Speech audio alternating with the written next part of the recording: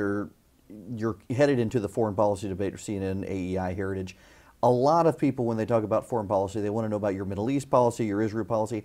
I'm really interested because you're the governor of Texas. You've been dealing with this civil war in Mexico. You've got South America descending into socialism and chaos, and some countries having better relations with China than with us because of our own policies, let alone China's policies.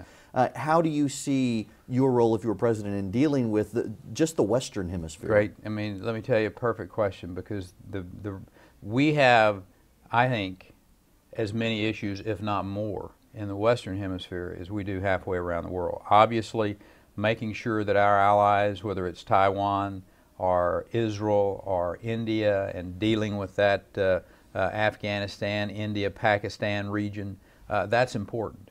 But I will tell you, on our southern border, and when you have people like Chavez, and when you have Bolivia and that situation in that country, then you have real turmoil. You've got Cuba. We have issues right here in the Western Hemisphere that we need to deal with. You have two countries that we're waiting to sign free trade agreements with. I will suggest to you that there is nothing more important towards peace on this planet than having arrangements with countries where you're actually doing trade with them. So you got Panama, and you got Chile, you got South Korea, that we're still waiting on a presidential signature on free trade agreements.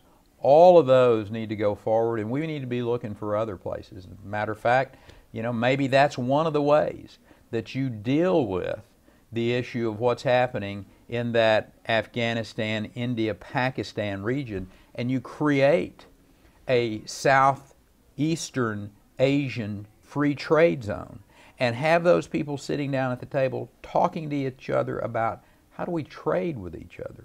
And I will suggest to you, except in you know, the cases of obviously Iran and Syria, which they don't care right. About those types of issues.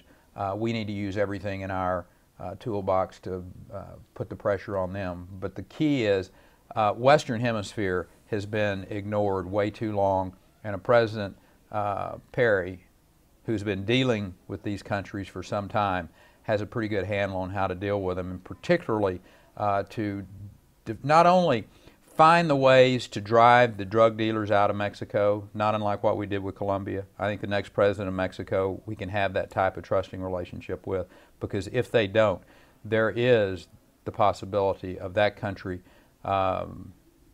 devolving into an even worse economic state than what it is today.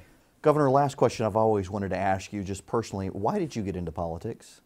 My father and my grandfather were both in public service. It goes back for better than a century and plus, and giving back to your country is a very honorable and appropriate thing to do. My dad, county commissioner on the school board, was a B-17 tail gunner. His grandfather was a county commissioner. So when I graduated from high school, Vietnam War was going on. It wasn't a question of whether I was going to serve my country. It was, you know, which branch of the military was I going to go into. I ended up as a pilot in the United States Air Force. And when I came home and went back to farming and ranching, serving my state as it came about to be was a very normal and a very honorable and an appropriate thing to do. My wife was on the school board. Her brother was the district attorney. Our families understand that America is great because there are people who came before us, who sacrificed, who gave back. The reason I'm sitting here today running for the presidency of the United States is not because I woke up, you know, when I was 25 years old and said, man, I want to be the president of the United States.